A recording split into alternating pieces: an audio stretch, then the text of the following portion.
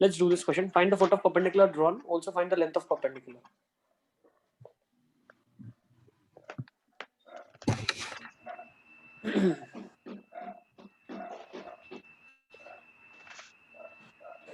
Find the length of perpendicular. Also find the image of the point. ये लिख दो. Also find image of the point. Also find image of the point with respect to line. Line के respect में.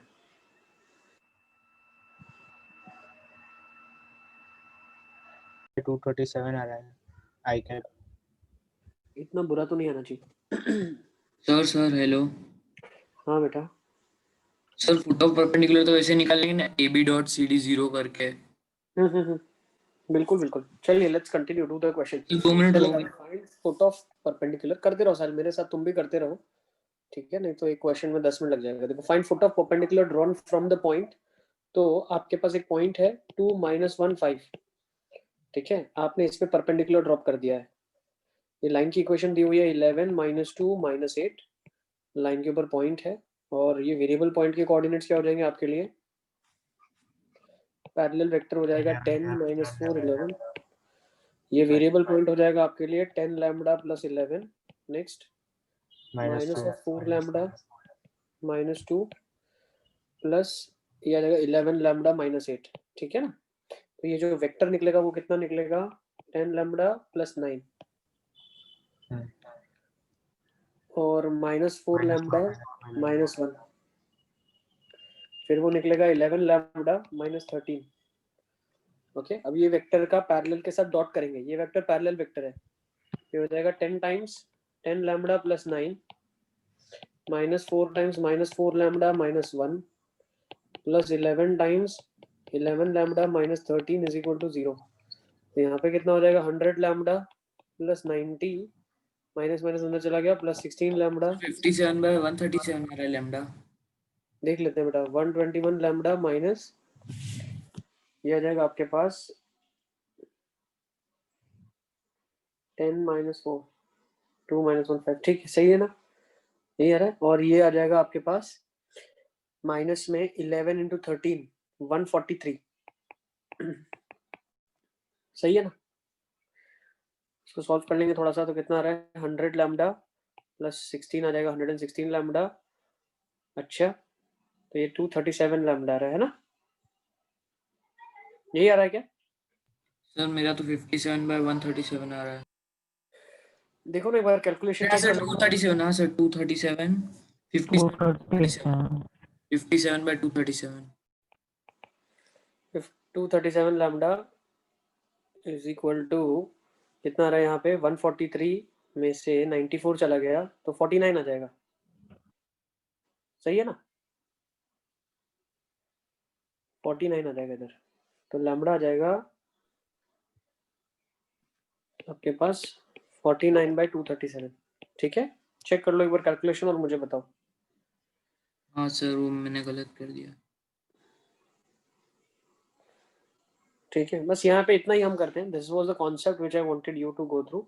Solve कर लेना बाकी, ठीक है ना? जब कैलकुलेशन लैम्बडा पुट करके फुट ऑफ परपेंडिकुलर मिल जाएगा और फिर सब मिल जाएगा. हाँ बिल्कुल बिल्कुल बेटा, सब मिल जाएगा. इसके बाद आपको चलिए लेट्स तो फर्दर इमेज मूव के ऑन. लिए कैसे करते हैं?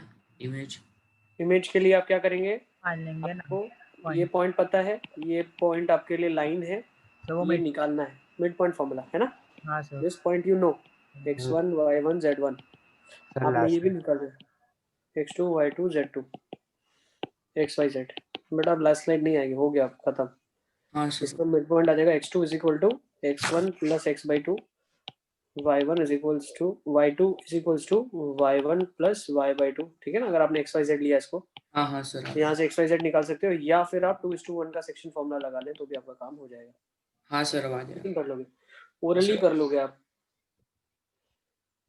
ओके, नेक्स्ट एक और क्वेश्चन ले लेते हैं हम लोग. Let's take this question. फटाफट लिखो. थोड़े बहुत जो मुझे लग रहा है करवाने जैसे है वो करवा रहा हूँ मैं. Show that the distance of a point P from a line L having equation r is equals to a plus lambda b is given by this, where q is any point on the b vector on line L.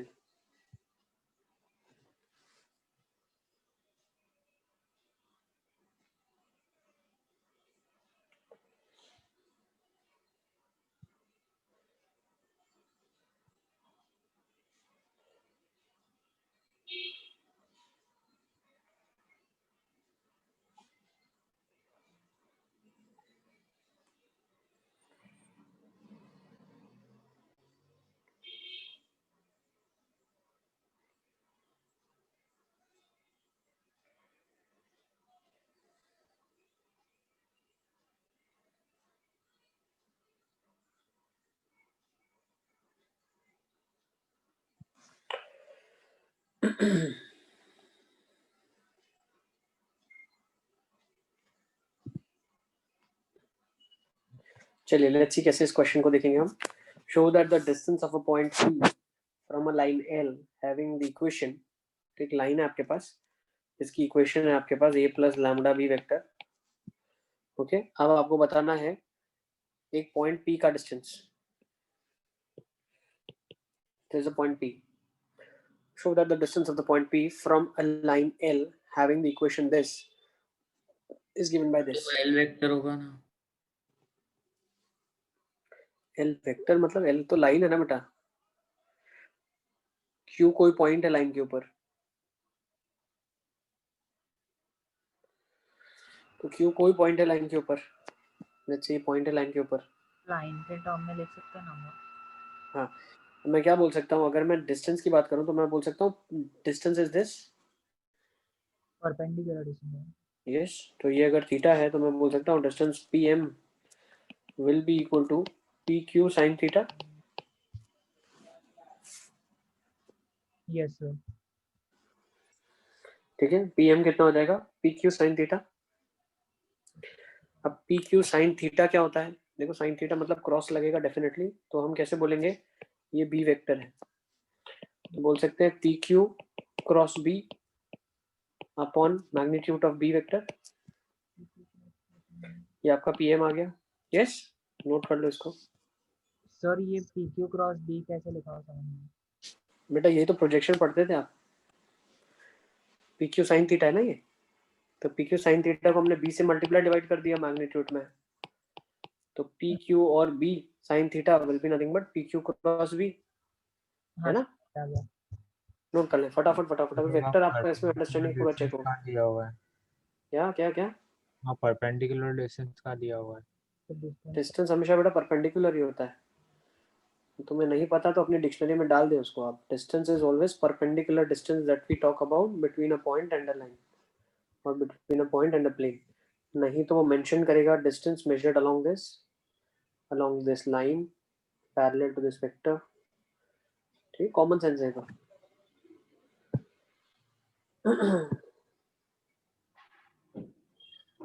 चलें आगे. 2 minute sir.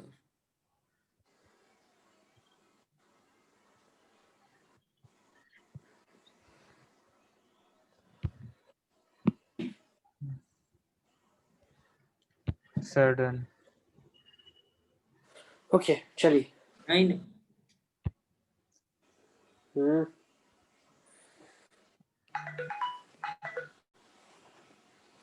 Solution है. Let's go with this question. फटाफट फटाफट इसको solve कर लो.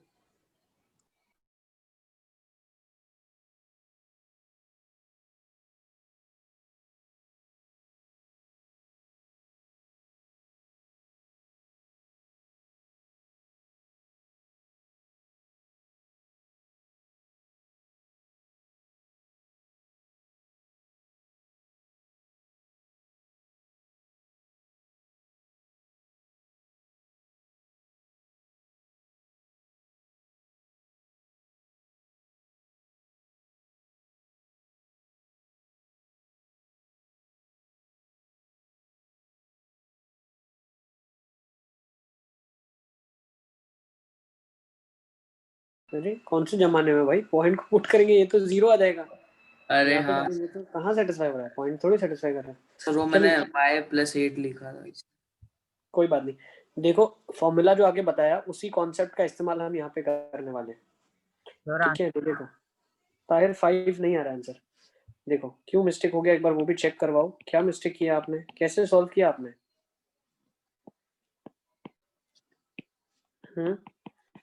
3 - 1 5 और इसके ऊपर एक पोजीशन वेक्टर हम ले लेते हैं. लेट्स से पोजीशन वेक्टर है 3 -7 और -2.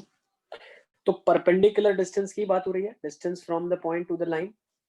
अब जब पॉइंट का लाइन से डिस्टेंस की बात हो रही है अली असगर, पॉइंट का लाइन से हमेशा परपेंडिकुलर डिस्टेंस ही होता है, नहीं तो कौन सा डिस्टेंस निकालोगे, अब अनंत डिस्टेंस निकलेंगे.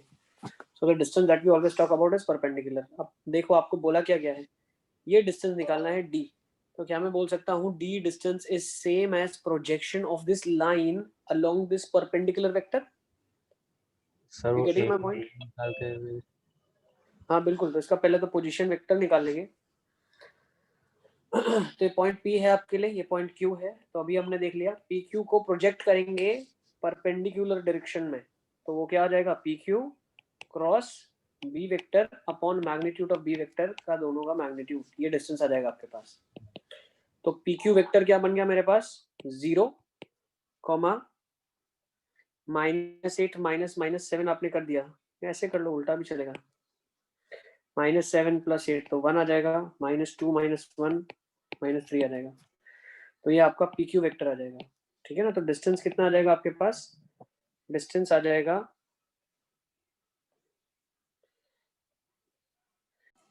चलिए तो हम लोग PQ वेक्टर निकाल लिया हमने। So PQ vector is there, now distance would be PQ cross B vector, तो ये आ जाएगा 0 1 -3 क्रॉस B वेक्टर आ जाएगा 3 -1 5 upon magnitude of B vector निकाल लोगे आप 9 + 1 + 25, ठीक है ना। Is this clear. ये क्वेश्चन अभी हम कर रहे हैं, इसके ऊपर जो फॉर्मूला था वो हम पीछे ही सॉल्व डिराइव करके आए हैं। तो ये कितना हो जाएगा आपके पास, हाँ हाँ साहिल बताओ। सर वो वेक्टर 3 - 1 5 थोड़ी होगा, वो तो हम वैसे निकालते थे ना, 3 लैम्डा + 3। कौन सा वेक्टर निकाला है मैंने, मालूम है आपको, ये वेक्टर निकाला है बेटा। ये वेक्टर तो दो पोजीशन वेक्टर्स के बीच का वेक्टर है ना ये। सर आया ही नहीं स्क्रीन पे। क्यों आ तो रहा है, मेरे को यहाँ दिख रहा है स्क्रीन पे मेरे, जो मैं दो स्क्रीन है मेरे पास, तो दिख रहा है यहाँ पे PQ वेक्टर। ये येलो, ये पिंक वाला देखो अच्छा ना, अभी एरो के दिखा, साथ। अभी दिखा सर, अभी दिखा। हमें क्या करना है, इस वेक्टर का प्रोजेक्शन तो करना है, प्रोजेक्शन करना है। प्रोजेक्शन का मतलब है अगर परपेंडिकुलर डायरेक्शन में प्रोजेक्ट करना है तो PQ क्रॉस B करेंगे, और अगर इसको यहाँ पे प्रोजेक्ट करवाना होता तो PQ डॉट B करते।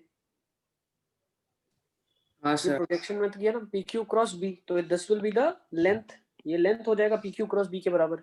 उसका मैग्नीट्यूड निकाल लूंगा मैं, और डिवाइड बाय B वेक्टर का मैग्नीट्यूड, ठीक है ना। तो अगर आपको चाहिए तो इस फॉर्मूला को बॉक्स करके लिख लो। सर पर आपने इससे पहले भी वो क्वेश्चन करवाया था ना, जिसमें फुट ऑफ परपेंडिकुलर को लैम्डा के टर्म्स में लिखते हैं और फिर डिस्टेंस निकाल। डिस्टेंस फॉर्मूला लगा के भी निकाल सकते हो, सेम थिंग, सेम थिंग। आप ऐसा भी कर सकते हो बेटा। आप क्या कर सकते हो, इसके कोऑर्डिनेट्स निकालो, इसके कोऑर्डिनेट्स निकालो, ठीक है, लैम्डा के फॉर्म में डॉट करवा दो, लैम्डा ढूंढ लो, फुट ऑफ परपेंडिकुलर आ जाएगा, फुट ऑफ परपेंडिकुलर से डिस्टेंस निकाल लो। वो भी कर सकते हैं, ना नहीं है उसमें, बिल्कुल सही है वो भी चीज। बट वो हम तब कर रहे थे जब फुट ऑफ परपेंडिकुलर मांगा, फिर उसने बोला डिस्टेंस बताओ, तो फुट ऑफ परपेंडिकुलर जब निकालना ही पड़ेगा तो डिस्टेंस निकाल ही लेता हूँ मैं। Is it clear.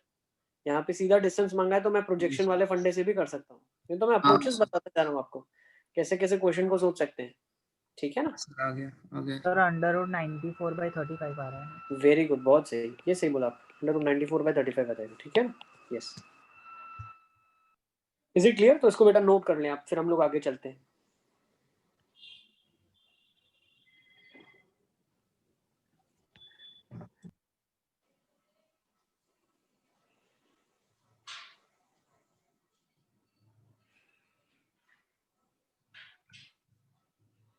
यस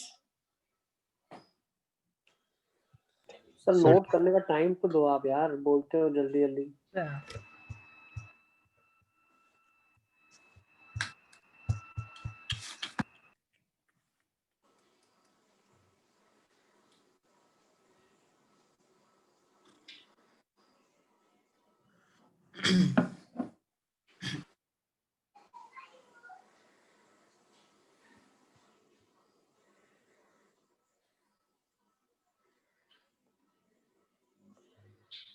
अच्छा, हम लोग प्लान कर रहे हैं आप लोगों के, इसके बाद जो अभी फुल लेंथ टेस्ट शुरू होंगे वो हम लोग सारे के सारे ऑफलाइन मोड में ही प्लान कर रहे हैं, कंडक्ट करेंगे सारे के सारे टेस्ट, जितने भी फुल लेंथ लिखोगे प्रॉब्लम मंथ ऑफ फेब या जेन एंड में, सर ठीक है ना। ऑनलाइन देने। ऑनलाइन ही रखो ना। सर नहीं, ऑनलाइन। Sir offline. क्योंकि ऑफलाइन इसलिए रखेंगे ताकि पता चल जाए एटलीस्ट कि हमें जो बच्चे क्या जो मार्क्स ला रहे हैं वो पढ़ के लेके आ रहे हैं या कॉपी करके लेके आ रहे हैं। सर पर फिर उसकी ऑनलाइन की प्रैक्टिस छूट जाएगी। नहीं छूटेगी, अरे 15 टेस्ट लिखना है, 10 ऑनलाइन करवाएंगे, 5 ऑफलाइन करवा देंगे, ठीक है ना। फिर ठीक है सर। हाँ फिर ठीक है सर। सर स्कूल में ही ऑनलाइन कंप्यूटर पे दे देंगे। हाँ वो भी हो सकता है, स्कूल में हाँ सर। ऑनलाइन देते, वो हाँ भी सर। 10 बाकी जो लिखवाएंगे वो ऑनलाइन, तो स्कूल ऑनलाइन ही लिखेंगे, ऑफलाइन भी लिखेंगे 5, हाँ सर। चलिए चलें आगे क्या बेटा, लेट्स फर्दर मूव ऑन। अब एक और थोड़ा सा टिपिकल क्वेश्चन में देता हूँ आपको, देखो थोड़ा दिखने में थोड़ा लगेंगे डिफिकल्ट, लेकिन आपसे हो जाएगा। देखो, show that the length of perpendicular from a point P, that is alpha vector, on the line R is equals to A plus lambda B vector is given by this.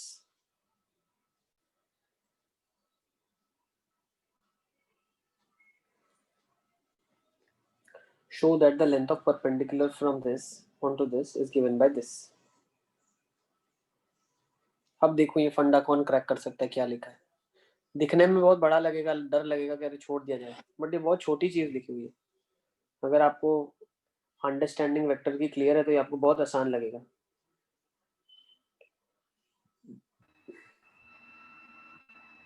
Sir वो उसका magnitude लिखा है शायद। बिल्कुल, अभी तक जो फंडा हम लोग करते हुए आ रहे थे, लाइन के ऊपर एक ए वेक्टर है, एक डायरेक्शनल बी वेक्टर है, और ये वाला वेक्टर है अल्फा वेक्टर है।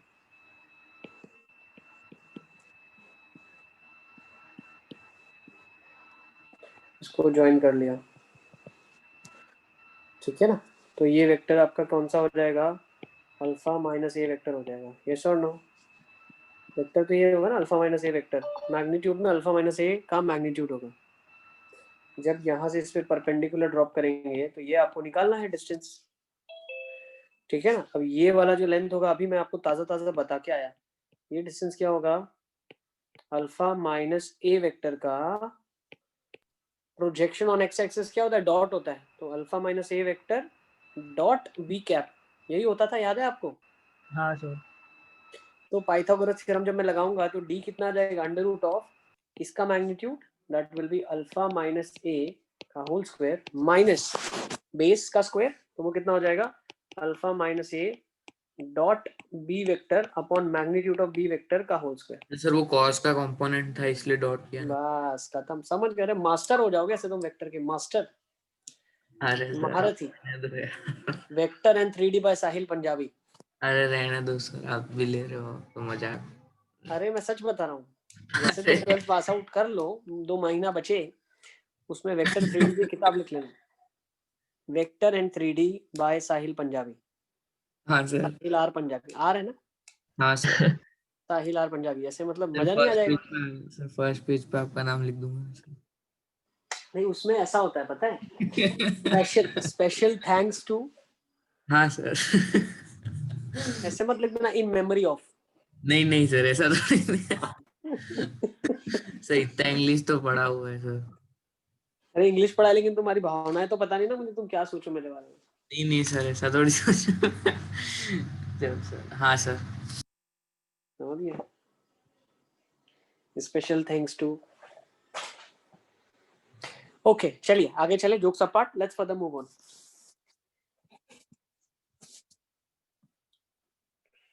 चलिए ठीक है ना, देख देख के डरना नहीं है, छोटी छोटी चीजें। आ जाओ, distance between two parallel lines, दो पैरेलल लाइन के बीच में डिस्टेंस कैसे निकालेंगे हम, वही फंडा जैसे पॉइंट और लाइन के बीच में निकाल रहे थे आप। देखो थोड़ी जगह लेके मैं पहले समझा देता हूँ, फिर ये फॉर्मूला लिखना, वरना लगेगा अरे क्या लिखवा रहा है ये। ठीक है ना, देखो आपके पास एक लाइन है जिसके जिसके बारे में लिखा गया ए प्लस लैम्डा बी वेक्टर। आपके पास दूसरी लाइन है जो लिखा है सी प्लस लैम्डा, ये भी बी वेक्टर ही होगा, लेकिन म्यू टाइम्स लिख दो। Do you agree with me और नॉट? दोनों पैरेलल लाइन है तो उनके पैरेलल्स बिल्कुल बराबर होंगे। Yes sir. ओके, लेकिन सिर्फ फर्क क्या होगा, इसके ऊपर एक कोई पॉइंट रहा होगा ए वेक्टर, इसके ऊपर कोई पॉइंट रहा होगा लेट्स से सी वेक्टर। हमें क्या चाहिए, हमें तो इन दोनों के बीच के, जो दोनों के बीच है, वो हमें तो परपेंडिकुलर डिस्टेंस चाहिए। यस, यस और नो? Yes sir. अच्छा, अब मुझे एक चीज बताओ, ये वाला जो डिस्टेंस होगा वो डी होगा। अब ये वेक्टर कौन सा है, सी माइनस ए वेक्टर बोल दो या ए माइनस सी वेक्टर बोल दो, ठीक है ना। अब सी, ए माइनस सी वेक्टर बोल लेते हैं, चलो फड़फड़ाहट ना हो जाए, ए माइनस सी वेक्टर। अब ए माइनस सी वेक्टर का मुझे क्या करना है, प्रोजेक्शन करना है इन द परपेंडिकुलर डायरेक्शन। तो ये डिस्टेंस डी किसके बराबर हो जाएगा, ए minus C cross B cap. ये सो नो, यही होगा, या ए माइनस सी क्रॉस, सर सी माइनस से होना चाहिए ना, क्रॉस बी की। अरे यार देखा खिलाड़ियों तुम्हारी फड़फड़ाहट हो जाती, फड़फड़ाहट सर फड़फड़ाहट। सर सी माइनस से अरे इसमें इतना घबराने की क्या बात है, खिलाड़ी हो क्या तुम? ए माइनस सी लिखूं कि सी माइनस ए लिखूं, कोई फर्क पड़ता है क्या? कॉन्सेप्ट पे ध्यान दो, फंडा कॉन्सेप्ट पे रखो, तुम एरो नीचे हो या ऊपर हो, समझे कि नहीं समझे?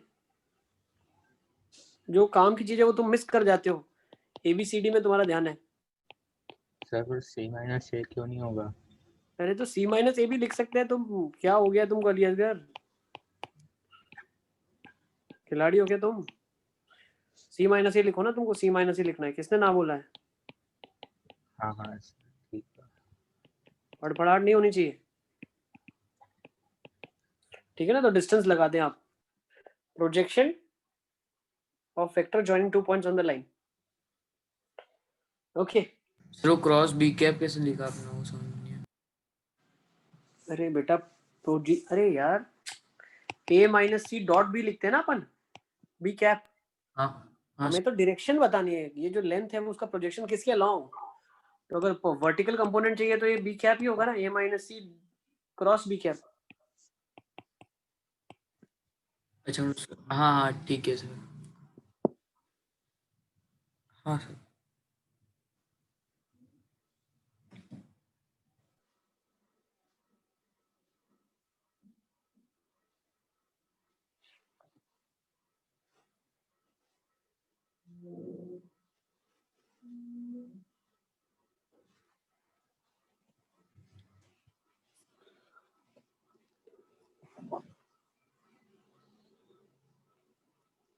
Is it clear?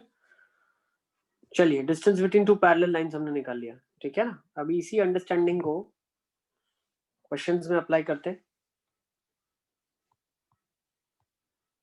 Let's take down this question, find the distance between, किसी का लिखना तो बाकी नहीं है ना? हाँ सर ये 2 मिनट लिखना है तो। ठीक है ना?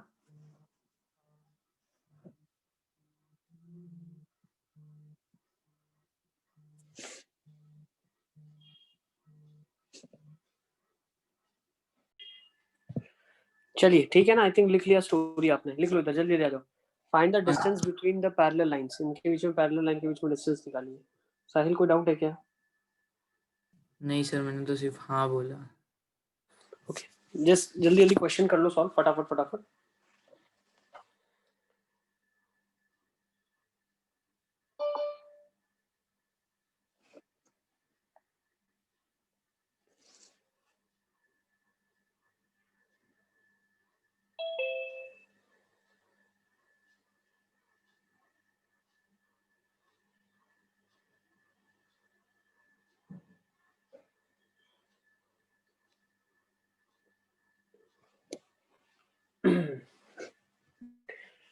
पहले 2 लाइन ड्रॉ कर लें आप फटाफट फटाफट। ये कौन सी लाइन है आपके पास? 1 -1 0, पैरेलल वेक्टर है इसका 2 2 1। दूसरी लाइन है, इसके ऊपर जो वेक्टर है वो कौन सा वेक्टर है आपके पास? Let's take this is a vector 2 -1 3, और इसकी पैरेलल डायरेक्शन भी वही है 4 4 2। किसी भी एक को ले लोगे कोई प्रॉब्लम नहीं, हमको मैग्नीट्यूड से तो डिवाइड करना ही है, तो कोई फर्क नहीं पड़ेगा।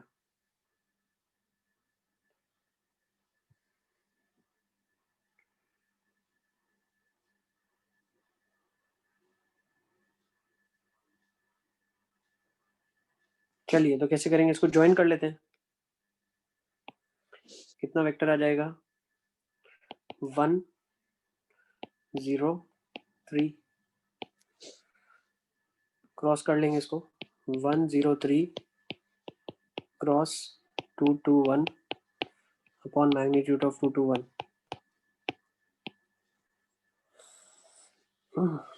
मैग्नीट्यूड कितना आ जाएगा? 3 आ जाएगा। और यस बेटा। सर पर वो 0.1 -1 0 कैसे आया? एक एक ये दिया के कैप दिया ही नहीं है ना बेटा। सर, दिया है ना, लैम्डा टाइम्स एक के कैप भी तो है, 2i + 2j + k। अरे ये तो फॉर्मूला में, ये तो पैरेलल वेक्टर है ना।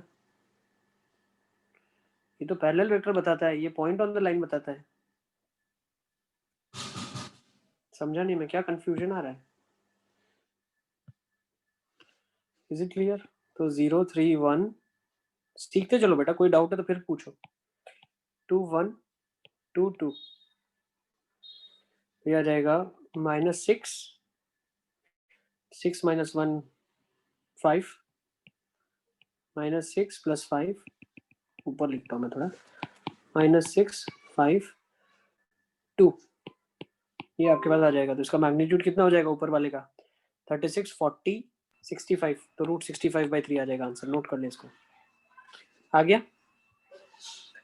√65/3 आ रहा है।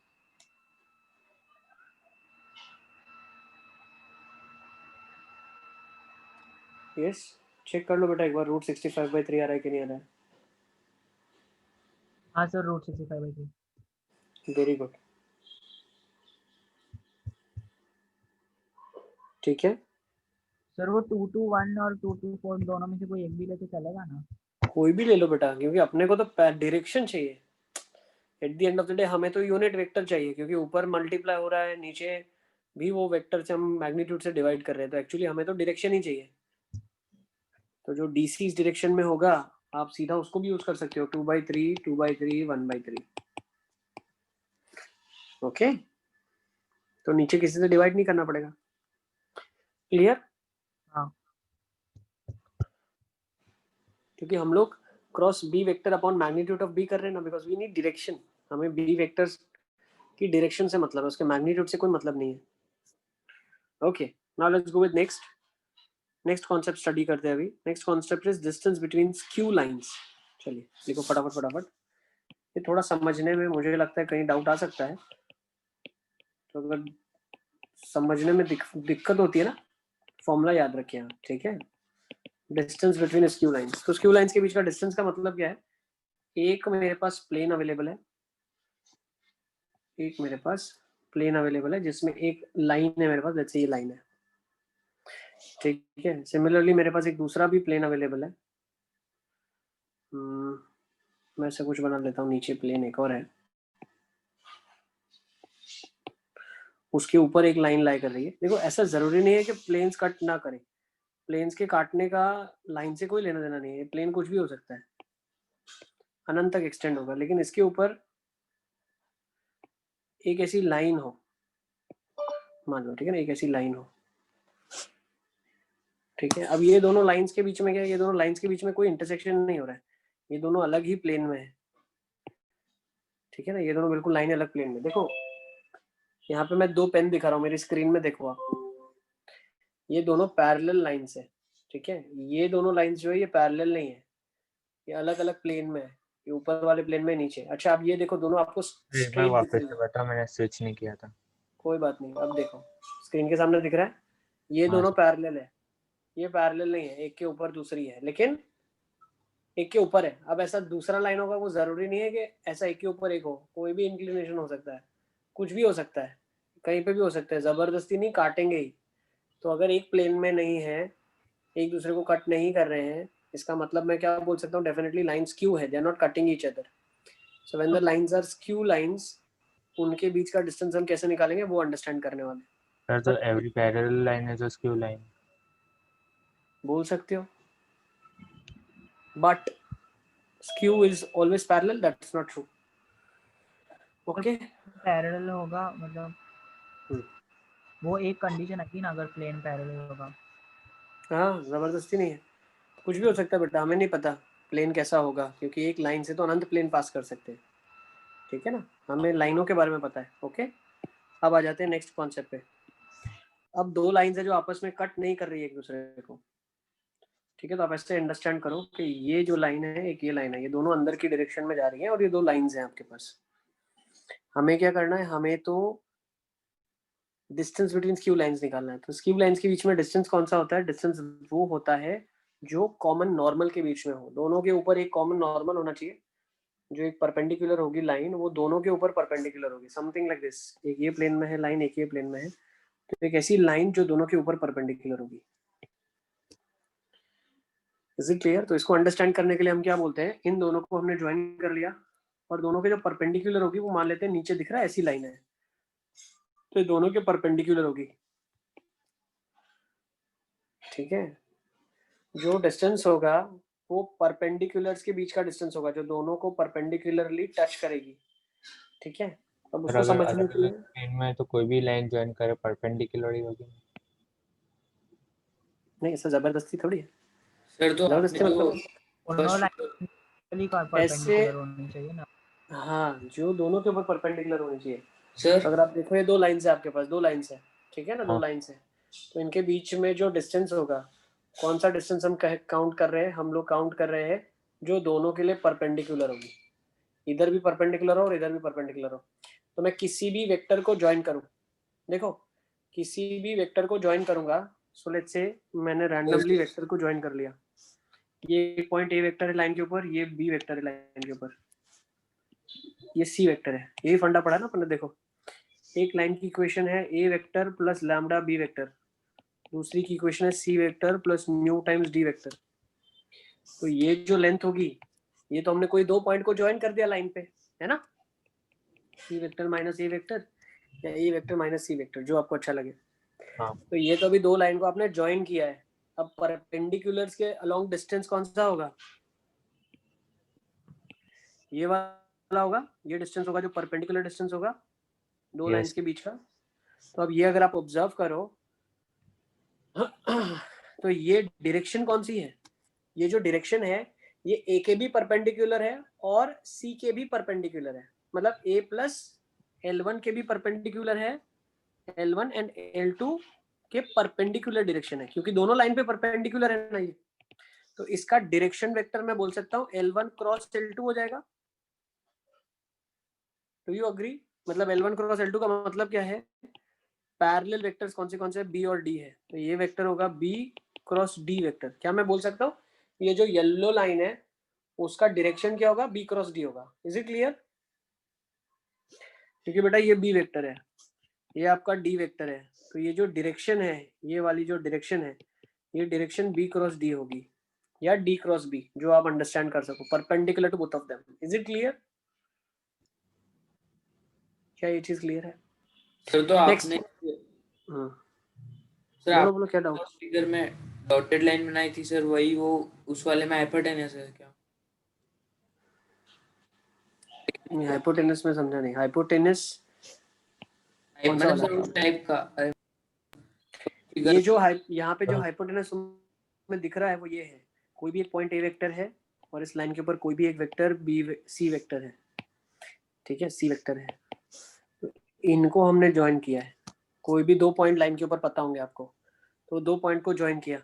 अब इनकी मदद से हम शॉर्टेस्ट डिस्टेंस बोले बिटवीन टू लाइंस, या distance between two skew lines बोले, शॉर्टेस्ट डिस्टेंस भी यही होता है, perpendicular one is the shortest distance और स्क्यू के बीच में डिस्टेंस भी यही डिस्टेंस होता है परपेंडिकुलर वाला।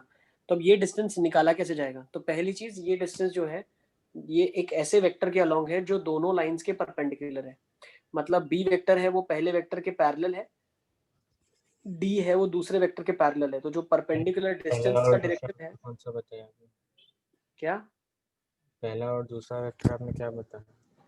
वो पैरेलल है, बी वेक्टर पहले अलियस, वेक्टर। अगर मैं कंप्लीट कर लूं उसके बाद नहीं समझ आता है तो तुम रोको, पहले कंप्लीट कर लेने दो पूरा, थोड़ा अपने दिमाग को टाइम दो, आगे तुमने कुछ मिस कर दिया तो वो पीछे कवर हो जाएगा। So just listen to what I say, okay, yes sir.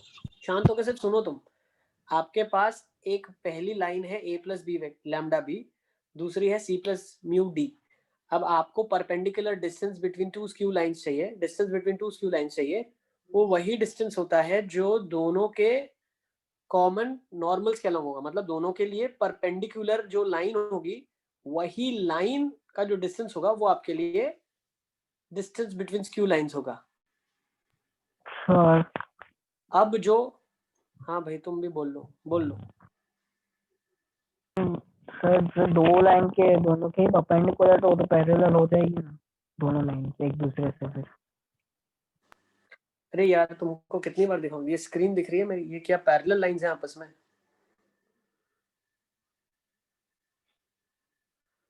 दिख रही है स्क्रीन, दिख रही है तुमको, मैं दिख रहा हूँ।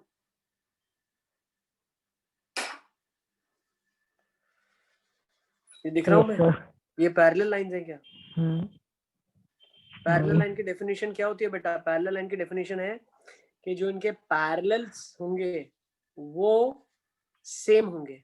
अब इसका पैरेलल डायरेक्शन ये है, इस बेचारे का ये है, ये कहाँ से पैरेलल हाँ लाइन हो गई सर। यार? अच्छा हाँ हाँ सर, हाँ समझ में आ गया sir.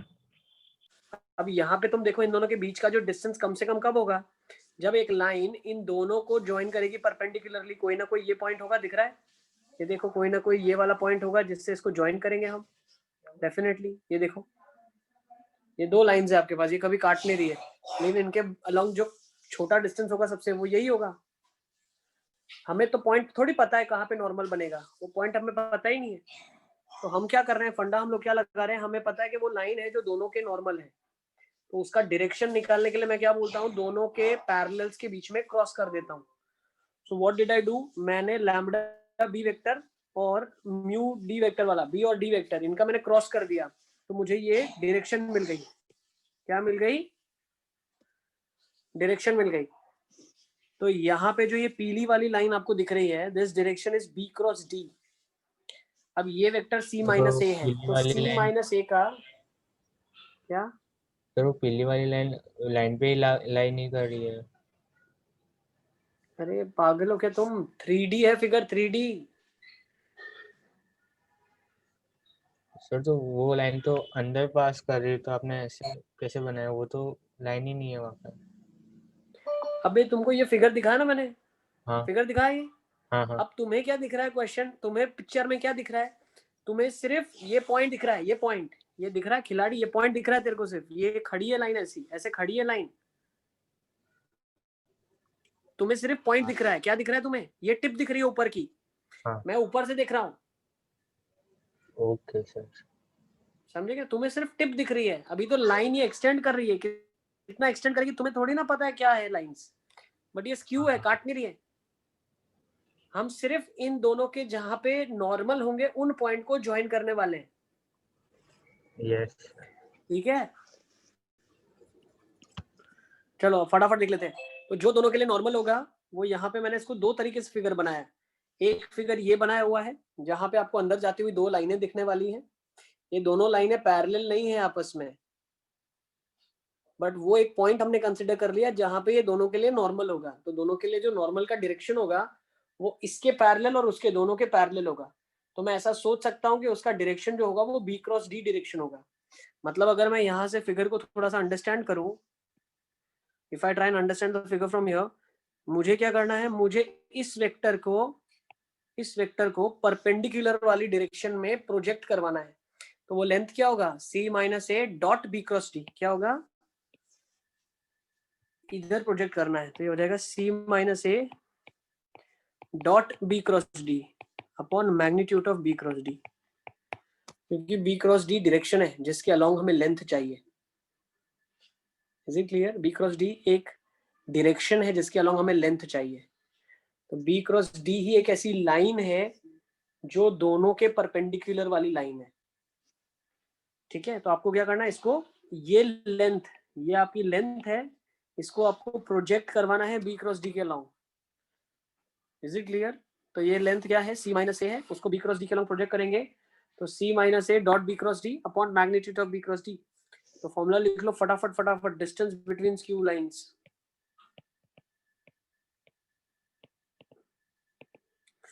is C minus A dot B cross D upon magnitude of B cross D।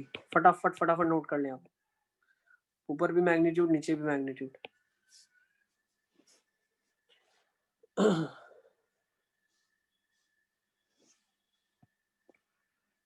Is it clear? हम ये वाला जो निकाल रहे हैं, ये हम डायरेक्शन निकाल रहे हैं कि भाई किस डायरेक्शन के अलोंग आपको लेंथ चाहिए।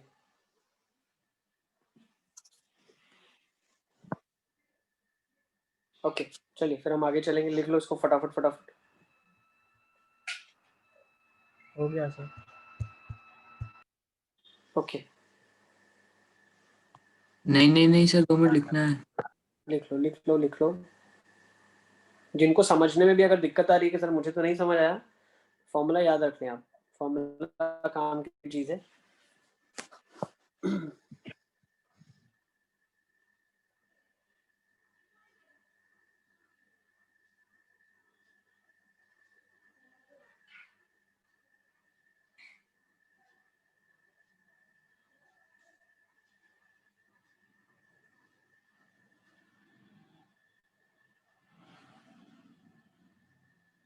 नेक्स्ट, अब अगर ये लाइंस इंटरसेक्ट कर जाए, इंटरसेक्ट मतलब ये स्क्यू ना हो, अगर इंटरसेक्ट कर जाएगी तो इसके बीच में डिस्टेंस कितना होगा? 0 हो जाएगा। क्या हो जाएगा? 0। तो क्या मैं बोल सकता हूँ कि अगर C minus A dot B cross D अगर 0 के बराबर है, it means lines are intersecting lines. Yes sir. इसकी दूसरी समझ हमारे पास क्या है? माइनस ए बी डी है ना। बराबर की सामने। क्या हुआ साहिल को? क्या डाउट है साहिल? सर मतलब मैं पूछ रहा था, ये तो box of C minus A B और डी है ना। बहुत अच्छे। अब अगर बॉक्स 0 है इसका मतलब क्या है? तीनों लाइंस कोप्लेनर है। ठीक है ना, तीनों लाइंस क्या है? कोप्लेनर। कौन सी 3 लाइंस है? C minus A vector, B vector and D vector. ठीक है ना, अगर तीनों कोप्लेनर है तो डेफिनेटली एक ही प्लेन में लाई कर रहे हैं, एक ही प्लेन में लाई कर रहे हैं, तो उनका बॉक्स 0 हो गया। अब Yes. इससे हमें क्या समझ में आया? इससे हमें ये समझ में आया कि C minus A vector, B vector, D vector अगर एक प्लेन में लाई कर रहे हैं, इसका मतलब है लाइंस डेफिनेटली एक दूसरे को काटेगी। क्यू लाइंस एक प्लेन में नहीं है ना, C minus A vector, B vector और D वेक्टर ये तीनों एक प्लेन में नहीं है, इसीलिए लाइंस क्यू है। अगर तीनों एक प्लेन में आ जाएंगे तो लाइंस क्यू नहीं रहेंगी, लाइंस कोप्लानर हो जाएंगी। कोप्लानर हो जाएगी तो इंटरसेक्टिंग हो जाएगी।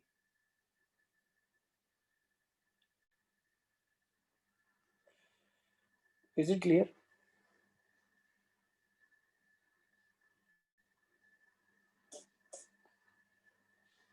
चलिए चलें आगे।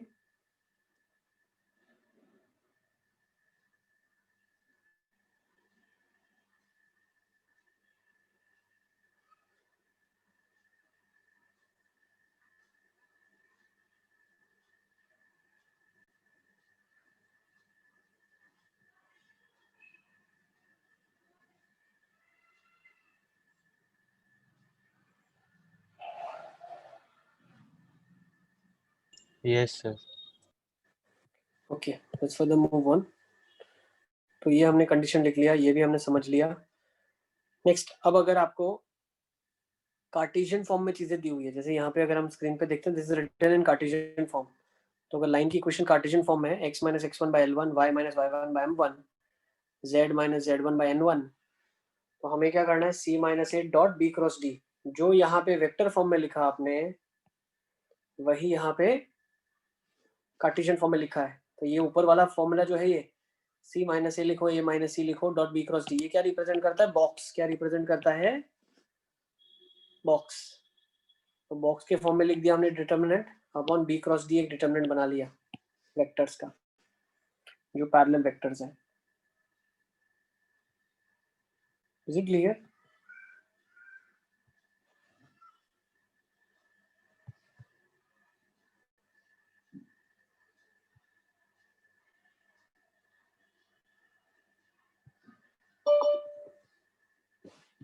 चलिए आगे चलेंगे हम। 2 मिनट सर, 2 मिनट। लिखना बाकी है। लिख तो लीजिए फटाफट रिजल्ट्स को लिखते चलो।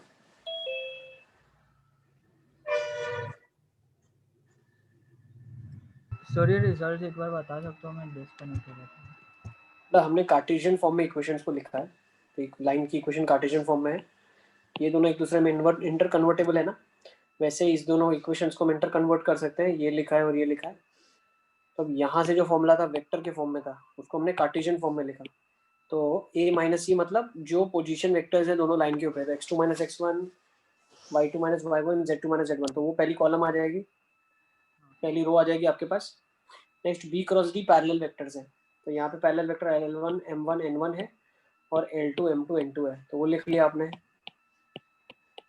भाई ये तो बॉक्स फंक्शन लिखा है ना ऊपर वाला, बॉक्स ऑफ एबीसी, तो वो हमने डिटर्मिनेंट में लिख दिया, और नीचे b क्रॉस d का डिटर्मिनेंट मैग्नीट्यूड बोला है, तो वो भी डिटर्मिनेंट फॉर्म में लिखा और मैग्नीट्यूड निकालेंगे।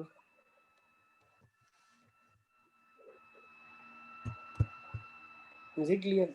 तो यहाँ पे लॉजिकली अगर देखें तो मैग्नीट्यूड है इसका, ठीक है ना।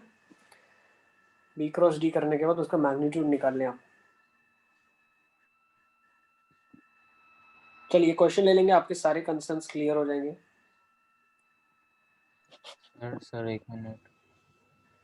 कैसे लेके लिखो।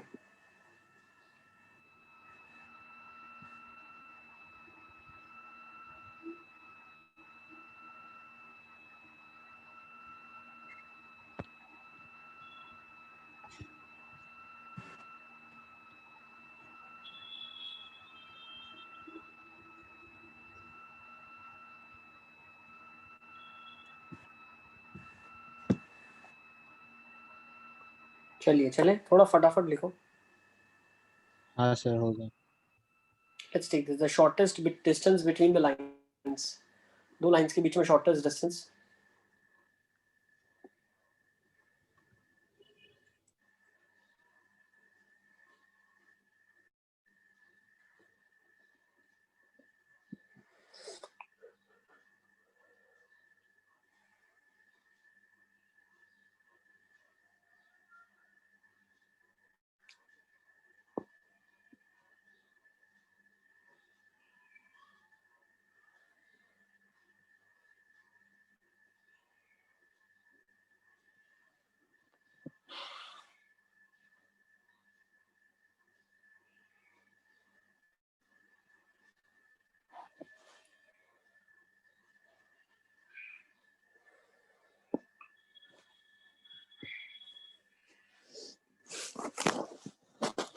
B minus A dot B cross D.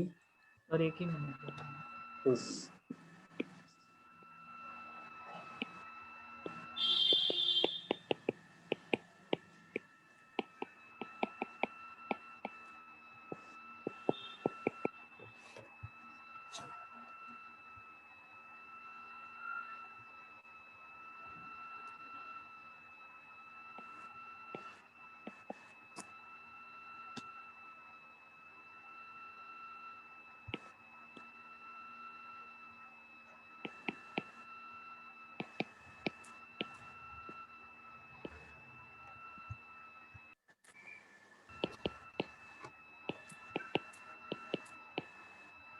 Sir B cross D तो 0 बन रहा है सर। क्यों बेटा, K बनेगा ना 1, I क्रॉस J K आ जाएगा। तो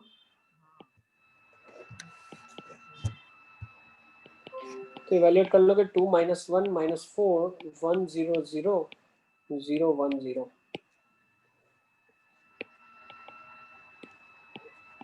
हो जाएगा ना इवैल्यूएट, 4 आ जाएगा, 4/1 4 आ गया। इजी। Yes sir.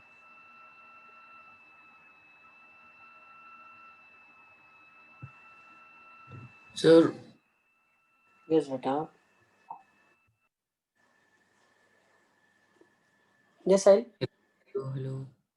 हाँ हाँ आवाज आ रही बेटा, बताओ। कुछ नहीं सर, वो मैंने डिटर्मिनेंट ही गलत इवैल्यूएट कर दिया। सर पहले क्रॉस करेंगे उसके बाद डॉट करेंगे तो बेटा कोई फर्क नहीं पड़ता, आपको वेक्टर्स में पढ़ा है ना, A dot B cross C, A cross B dot C, सब कुछ सेम होता है डिटर्मिनेंट के फॉर्म में, है ना। सिर्फ डिटर्मिनेंट की रो ऊपर नीचे हो जाती है तो उसके मैग्नीट्यूड में कोई फर्क नहीं पड़ता उसको। हाँ ठीक है? सर तो ऊपर 0 आ रहा है। किसमें किसमें आपका डिटर्मिनेंट बताओ, आपने क्या लिखा। सर ये 1 0 0 क्रॉस 0 क्रॉस 0 1 क्रॉस जो इसको करा तो आंसर आ रहा है 1 0 फिर 0। नीचे क्या लिखा, 2 minus 1 4 लिखा, -4। अब कौन से किसके अबाउट इवैल्यूएट किया आपने।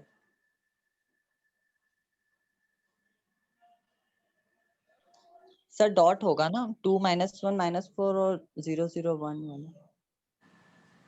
अच्छा आप बोल रहे हो पहले ये ऑपरेशन परफॉर्म करें। सर पहले क्रॉस। सर वो पहले 1 0 0 और क्रॉस 0 1 0 का बोल रहा है। हाँ तो बेटा क्या आ जाएगा यहाँ से, के कैप आ जाएगा ना आपके पास, अभी तो बताया मैंने, के कैप आ जाएगा। इसका मतलब क्या आएगा, 0 0 1 आ जाएगा। सही है ना? सर शॉर्ट करेंगे तो 0 आ जाएगा, नहीं माइनस जीरो आएगा बेटा, क्यों जीरो आएगा? Sir sorry. Is it clear? Yes sir. चलें आगे फटाफट ले लें नेक्स्ट क्वेश्चन। ठीक है ना? तो स्क्यू के बीच में कभी भी क्वेश्चन आता है तो आप कर सकते हैं। लाइन की इक्वेशन अलग अलग फॉर्म में दी होगी, अब आप कर लेना। ठीक है ना? लाइन की अलग अलग इक्वेशंस मैंने बता दी आपको। अब ये क्वेश्चन हम लोग देख लेते हैं, ये वाला। चलो let's go with this question. करो इसको, कैसे करोगे?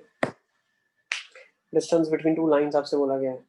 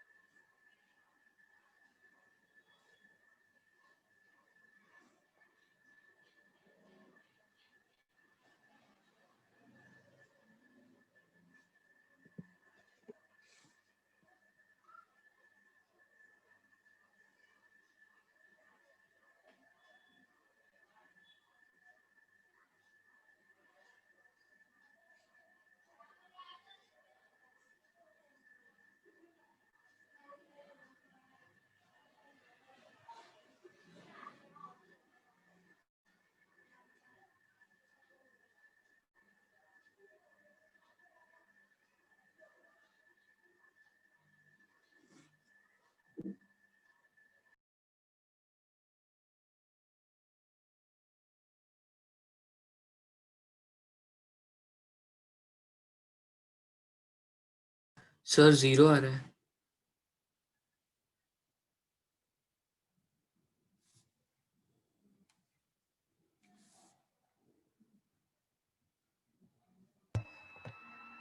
जीरो 0 आ रहा है।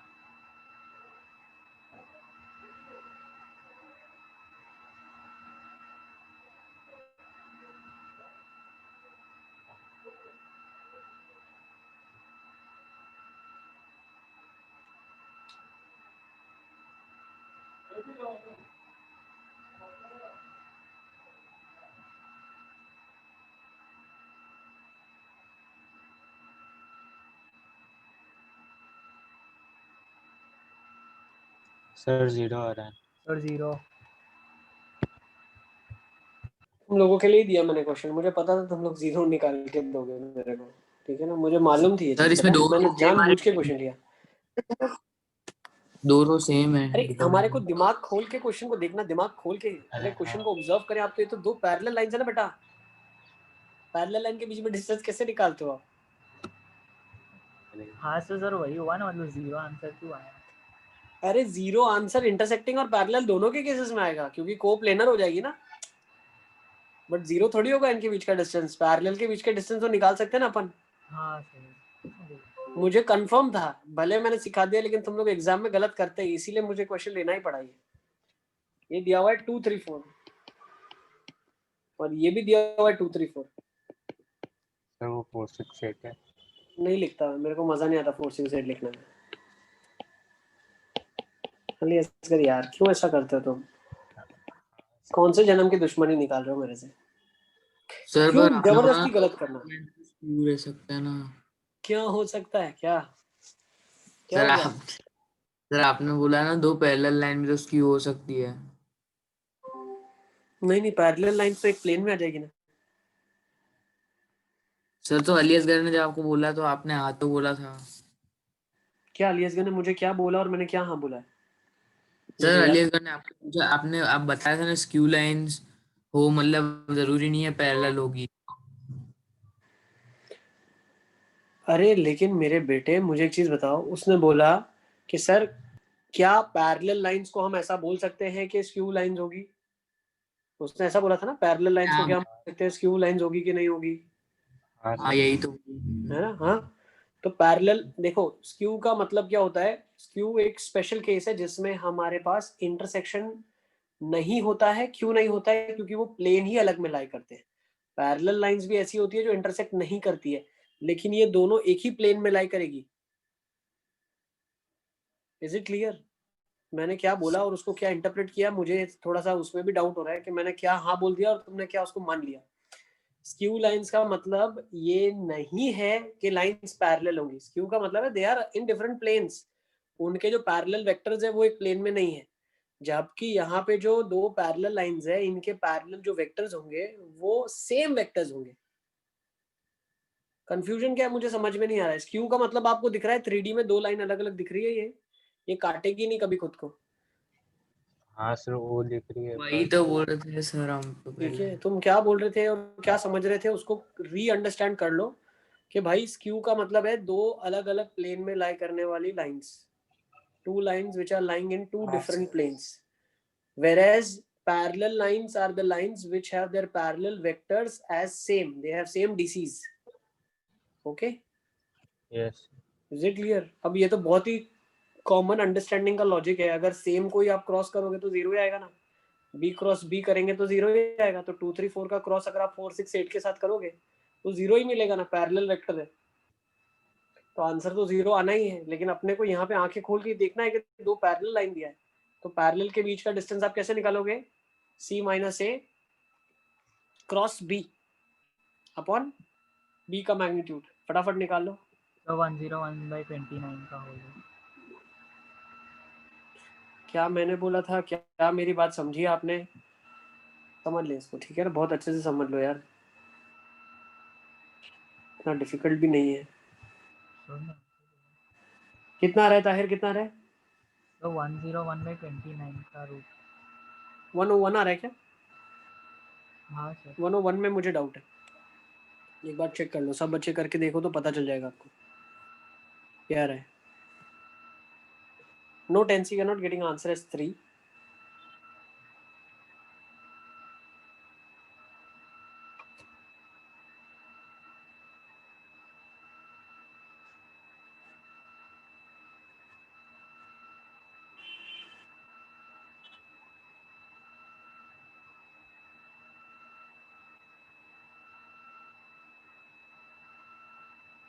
सर अब तो प्रोजेक्शन वाले से करेंगे।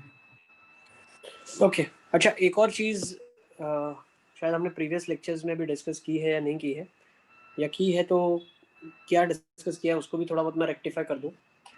दो लाइंस जो है देखो, है ना, ऐसा ज़रूरी हमेशा नहीं है कि दो लाइंस हमेशा एक प्लेन में लाई करेगी, ठीक है। दो लाइन अगर, ऐसा कंपल्शन नहीं है कि वो एक प्लेन में लाई करेगी। अगर दो लाइन एक प्लेन में लाई कर रही है तो वो या तो इंटरसेक्टिंग होगी या पैरेलल होगी, तभी वो एक प्लेन में लाई करेगी। लेकिन अगर दो लाइंस एक प्लेन में लाई नहीं कर रही है तो डेफिनेटली वो क्या हो जाएगी, एक आपके लिए स्क्यू लाइंस हो जाएगी, ठीक है। तो अपनी नोटबुक में काफ़ी क्रिस्टल क्लियर शब्दों में लिख दो, two lines which are lying in a plane will be either intersecting और will be parallel. Two lines which are not in a plane will be always skew lines. Is it clear? इसके बाद confusion नहीं होना चाहिए आपके mind में, और कोई डाउट अगर रेज हो रहा है तो भी पूछ लो। तो सर आपने ऐसा बोला था, इसका इंटरप्रिटेशन हमने ये किया था, तो ये गलत हो रहा है, ठीक है ना। सर कोई भी √5/3 आ रहा है। हाँ √5 आ रहा है, करेक्ट है, √5 आ रहा है, टेंसी बिल्कुल ठीक है, √5/√29। ओके, तो आई थिंक लाइंस का कॉन्सेप्ट यहाँ क्लियर होता है। सर वो नोट आप बोल दो ना फिर से। See, if two lines lie in a plane, so there are two possibilities of that thing. One is they are intersecting or they are parallel. If two lines not in a plane, एक plane में अगर दो lines नहीं है तो वो lines क्या होंगी, स्क्यू लाइंस होंगी। तो वो क्या होंगी आपके लिए, स्क्यू लाइंस होंगी, ठीक है। Is it clear? मुझे इसलिए याद आ रहा है क्योंकि कहीं हमने ऐसा डिस्कशन में सोचा था या बोला था कि दो लाइन तो हमेशा प्लेन में लाई करेगी, ऐसा जरूरी नहीं है। जो लाइन प्लेन में नहीं करेगी वो स्क्यू ही होगी हमेशा, ठीक है। ऐसा कहीं साहिल ने मुझसे कभी पूछा था, मुझे ऐसे याद आ रहा है, ठीक है हाँ ना? सर इसीलिए मैं उसको करेक्ट कर रहा हूँ। एक बार देख लेना साहिल, कहीं पे ऐसा अगर लिखा है तो मुझे बताना, ठीक है हाँ ना। Sir. Okay, let's further move on. अब आगे चलते हैं, हमारे डिस्कशन को लेके चलते हैं, लाइन को यहाँ पे कंक्लूड करते हैं, फिर से लेंगे बीच में, ठीक है ना। जब थोड़ा और प्लेन पढ़ लेंगे उसके बाद फिर लाइंस को बुलाएंगे वापस से। तो अभी प्लेन की अंडरस्टैंडिंग को देख लेते हैं। What is a plane? A plane is a surface such that if any 2 points are taken on it, the line segment joining them last question का आंसर 5/√29 आ रहा था. root of whole 5/29 कैसा आ रहा था? सर मेरा ओनली 5 आ रहा है. बेटा वेक्टर आया होगा तो मैग्नीट्यूड निकालोगे ना उसका. आपको यहाँ पे तो क्रॉस मिला होगा a1 क्रॉस a2, उसका मैग्नीट्यूड निकालेंगे तो रूट करेंगे ना अपन बेटा. हाँ सर मैं रूट करके ही बोल रहा हूँ. मेरा रूट के अंदर 25 आ रहा है. सबका यही आ रहा है क्या? टेंसी का क्या आ रहा है? टेंसी रूट के अंदर क्या आ रहा है आपका? 5 आ रहा है कि 25 आ रहा सर है? रूट 5 आ रहा है. एक बार उसका स्क्रीनशॉट ग्रुप में डाल दो, अलियासगर देख लेगा. अलियासगर देख लो एक बार, ठीक है? हाँ sir. Okay, next. A plane is a surface such that if any 2 points are taken on it, the line segment joining them lies completely on the surface. मतलब बहुत अच्छे से उसने बोला 2 पॉइंट आप कोई भी ले ले, उनको आपने ज्वाइन कर लिया, ओके, तो उनके ऊपर जितने पॉइंट्स लाई करेंगे वो सारे पॉइंट्स एक प्लेन में होंगे. ठीक है, ये बेसिक डेफिनेशन है हमारी प्लेन की. क्या है? बेसिक जनरल डेफिनेशन एक प्लेन की है. ठीक है, इसको अब हम फॉर्मूला के बेस में फॉर्मुलेट करने वाले हैं. तो इक्वेशन ऑफ प्लेन, ये सबसे इंपॉर्टेंट चीजें हैं जो हमने शुरू में देखी थी. आपको याद होगी मैंने लिखवाए थे points. To fix a plane we need 2 things. एक प्लेन को फिक्स करने के लिए हमें 2 चीजों की जरूरत है. 2 चीजें क्या है? एक पॉइंट प्लेन में चाहिए आपको. ठीक है, अब एक पॉइंट है वो आपको चाहिए प्लेन के अंदर. दूसरी चीज आपको क्या चाहिए? Normal vector to the plane चाहिए. क्या चाहिए? Normal vector to the plane चाहिए. एक वेक्टर चाहिए जो प्लेन के परपेंडिकुलर होगा. ठीक है, देखो क्यों चाहिए, उसके पीछे बहुत सिंपल सा रीजन है. देखो, आपके पास अगर एक नॉर्मल वेक्टर है तो इसके नॉर्मल होने के साथ साथ कितने ऐसे प्लेन आएंगे? अनंत प्लेन ऐसे आ सकते हैं जिन सबके लिए ये नॉर्मल हो जाए. यस और नो? तो अब अगर मुझे एक प्लेन फिक्स करना है, भाई आपको एक लाइन दे दी, अब आपको बोला कि इस ये लाइन है ना, ये लाइन परपेंडिकुलर है. मेरी स्क्रीन पे भी देखो, आप एक बार स्क्रीन पे स्विच कर लो अगर ऐसा है तो. उसने बोला है कि एक मुझे लाइन दी गई है, इसके परपेंडिकुलर प्लेन मुझे निकालने हैं. तो कितने प्लेन होंगे परपेंडिकुलर? ये हो जाए, थोड़ा और दूर, थोड़ा और दूर, थोड़ा और दूर, ये सारे स्ट्रेट वाले प्लेन्स हैं. कोई प्लेन इधर इधर इधर इधर, इन सबके लिए ये परपेंडिकुलर है लाइन. लेकिन क्या प्लेन फिक्स हो गया? क्या नहीं हो पाया.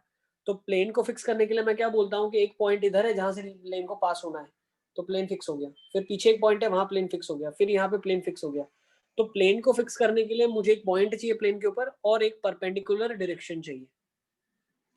ओके, ठीक है. तो अब प्लेन की इक्वेशन कैसे लिखेंगे हम? तो प्लेन की इक्वेशन लिखने के लिए हमें एक परपेंडिकुलर वेक्टर दे दिया गया है. Let's say that vector is an vector. और मुझे एक पॉइंट दे दिया गया है, लेट्स से ए वेक्टर. तो इस प्लेन में, पूरे प्लेन में आप कोई भी एक पॉइंट ले लो, variable let's say R vector. तो मैं क्या बोल सकता हूं, अगर इन दोनों को मैं ज्वाइन करूंगा तो ये वेक्टर हो जाएगा आर माइनस ए वेक्टर. और जब मैं इसका नॉर्मल के साथ डॉट करूंगा, क्या ये 0 हो जाएगा? यस और नो? Yes sir. Yes. तो r minus A dot N vector equal to 0 is the equation of plane. Note कर लो, ये प्लेन की इक्वेशन है. किसकी इक्वेशन है? प्लेन की. Equation of plane. सर ये नोट कर ले इसको. क्लासिफिकेशन लिखना है. हाँ, सब कुछ लिखते जाओ फटाफट. क्या हुआ बेटा साहिल, बताओ. सर पर अभी आपने बोला एक पॉइंट और एक परपेंडिकुलर वेक्टर फिक्स हो जाए तो एक प्लेन का इक्वेशन आ जाएगा. हाँ, लिया ना मैं प्लेन का इक्वेशन, एक पॉइंट और एक वेक्टर से निकाला. फिर एक वेक्टर कहाँ से आ गया माइनस से? नहीं नहीं नहीं, ए तो एक पोजीशन वेक्टर है ना. पोजीशन वेक्टर ए जो है वो तो ओरिजिन के रिस्पेक्ट में है. अब किसी भी एक और पोजीशन वेक्टर आर वेक्टर को हमने ले लिया प्लेन के ऊपर, कोई भी पॉइंट हो सकता है ना आर वेक्टर प्लेन के ऊपर. तो उसकी खासियत क्या होगी? जब उसको मैं ए के साथ ज्वाइन करूंगा तो एक वेक्टर मिलेगा जो प्लेन के अंदर लाई करेगा. यस, क्या मेरी भाषा समझ आ रही है? Language is this clear? A vector is a point in the plane. I take another point in the plane. Let's say R vector. When I join them, I get R minus A vector. तो जब R minus A vector मुझे मिलेगा तो मैं बोल सकता हूँ ये प्लेन के अंदर लाई कर रहा है. और जब इसका मैं डॉट नॉर्मल के साथ करूंगा तो 0 आ जाएगा. तो R minus A dot N vector equal to 0. हाँ सर.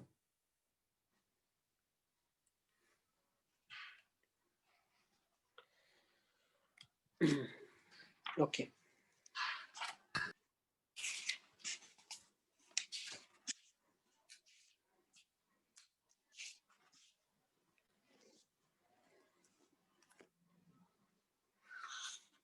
ठीक है.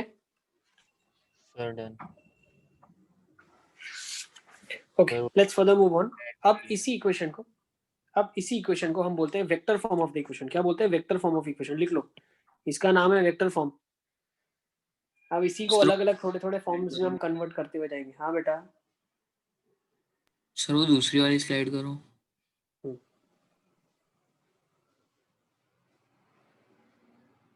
To fix a plane, we need two things. One is a point in the plane, and there's a normal vector to the plane.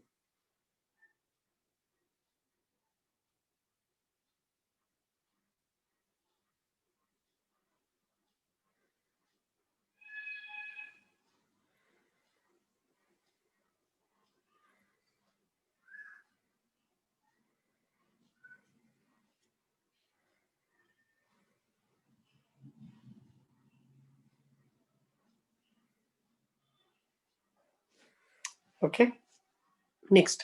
अब हम plane की equation देखेंगे अलग अलग forms में कैसे कैसे दिखती है। तो देखो, पहले तो इसको हम कार्टेशियन फॉर्म में कन्वर्ट करेंगे। तो एक हमको पता क्या है, R vector minus A vector dot N vector is equal to 0। ये क्या है? वेक्टर फॉर्म ऑफ इक्वेशन है, वेक्टर फॉर्म में। दूसरा, क्या मैं बोल सकता हूँ, अगर मैं थोड़ा सा वेक्टर की प्रॉपर्टीज को यूज करूँ तो हो जाएगा R dot N vector is equal to A dot N vector. अब ए डॉट एन क्या मिलेगा आपको? कुछ कांस्टेंट मिलेगा। लेट्स से क्यू एक कुछ कांस्टेंट है। Yes, is it clear? तो कहीं पे अगर ऐसा लिखा हुआ है R dot N is equal to Q, तो आपको पता चलना चाहिए हाँ ये भी इक्वेशन है प्लेन का। किसका इक्वेशन है? Equation of plane. Sir A dot N तो 0 होगा ना? क्यों बेटा ए डॉट एन 0 होगा? सर वो वेक्टर प्लेन के परपेंडिकुलर है और वो पॉइंट भी प्लेन में है, तो वो तो परपेंडिकुलर हुआ है ना। हाँ, ए वेक्टर जो होगा वो क्या होगा? ये कौन सा वेक्टर होगा मालूम है? जो ये हम मैथमेटिकली अगर सोचे, ए डॉट एन क्या हो रहा है? कहीं ना कहीं प्लेन है, उसमें कोई पॉइंट ए है, यहाँ कहीं एक और रीजन होगा। इसको अगर मैं इसे ज्वाइन करता हूँ तो ये आपका ए वेक्टर बन गया। अरे हाँ हाँ सर, अब आ गया।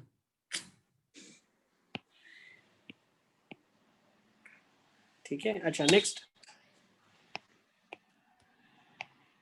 सर वो वेक्टर फॉर्म ऑफ प्लेन है ना? R vector minus- form of equation of plane. ये सारी इक्वेशन ऑफ प्लेन्स है।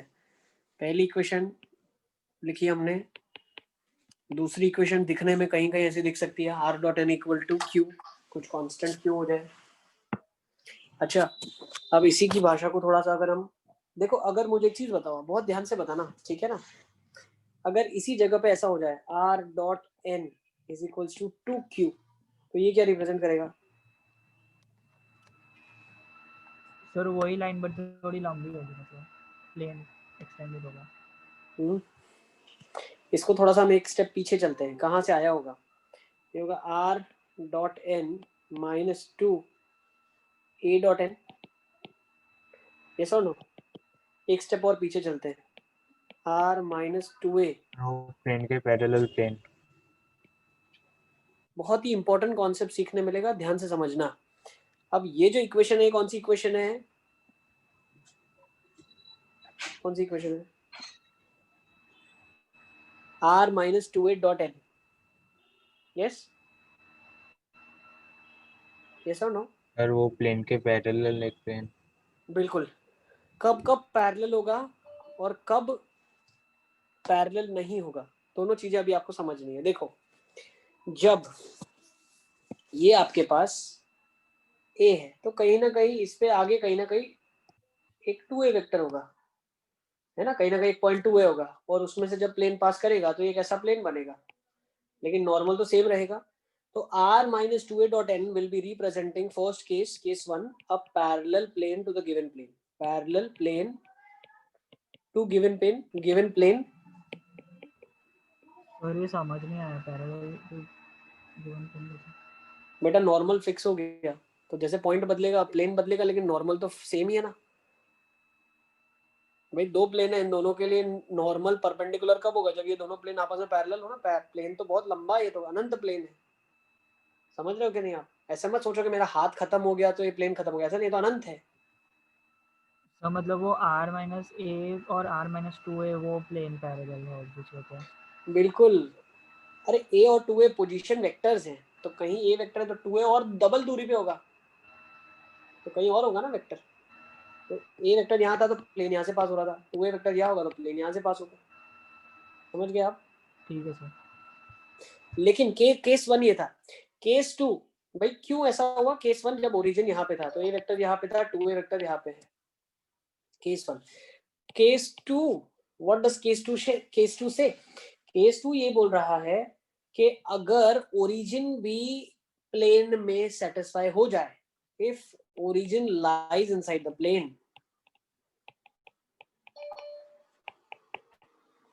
is it clear?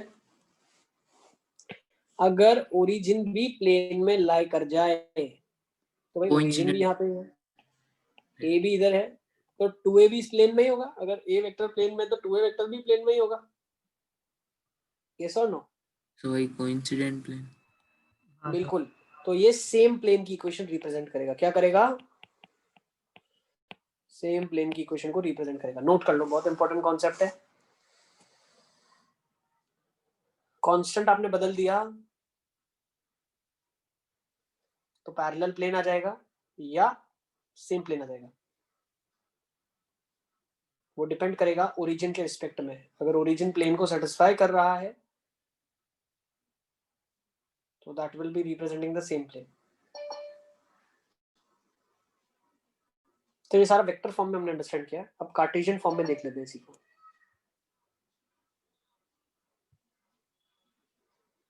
ठीक है, लास्ट कार्टेशियन फॉर्म देख के क्लास कंक्लूड करते हैं, ठीक है ना?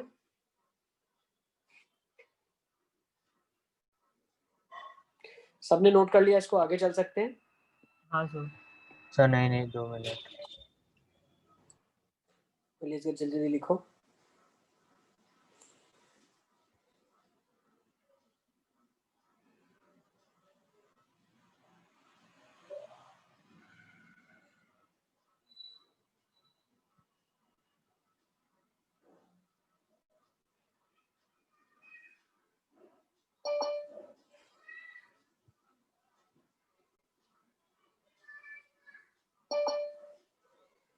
डन? चले? Yes sir done. अब देखो उसने और क्या क्या बोला आपको। अब ये वेक्टर खत्म हो गया। अब 3D के फॉर्म में इक्वेशन कैसे लिखोगे आप?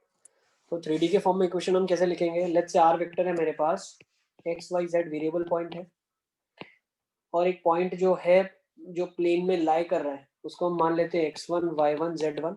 Let me draw the figure for you. ये सब प्लेन है आपके पास जिसमें कहीं पॉइंट x1 y1 z1 है, और एक नॉर्मल है। नॉर्मल को किससे डिनोट करते हैं? लेट्स से abc से डिनोट करते हैं। नॉर्मल वेक्टर abc है। तो अगर मुझे इसकी इक्वेशन लिखनी है तो मैं क्या लिख सकता हूँ? x minus x1 y minus y1 z minus z1 dot a B C is equal to 0। तो ये क्या हो जाएगा? A X minus x1 B Y minus y1 C Z minus z1 is equal to 0। तो A X plus B Y plus C Z minus taken out common ax1 plus by1 plus cz1 is equal to 0। Now what does this represent? Normal points भी मालूम है आपको vector वाले, x1 y1 z1 point भी मालूम है, तो कोई कांस्टेंट होगा, इसको हम डी मार्क कर लेते हैं। तो जो इक्वेशन आपके पास आ जाएगी 3D में वो आ जाएगी ax plus by plus cz plus some constant d equal to 0। Note कर लो, ये पूरे को हमने कांस्टेंट d से रिप्लेस कर दिया है। Sir minus D. ठीक है, कुछ कांस्टेंट वैल्यू होगी तो उसको हमने d से रिप्लेस कर दिया। माइनस डी पूरे माइनस के साथ वाले कोई। अच्छा ठीक है, दिखने में अच्छी लगनी चाहिए ना, दिखने में अच्छी लगे। हाँ सर। ठीक है, तो ये क्या आपके पास आ जाएगी? Cartesian form of equation of plane. Cartesian form of equation of plane. ठीक है, प्लेन की इक्वेशन कार्टेशियन फॉर्म में।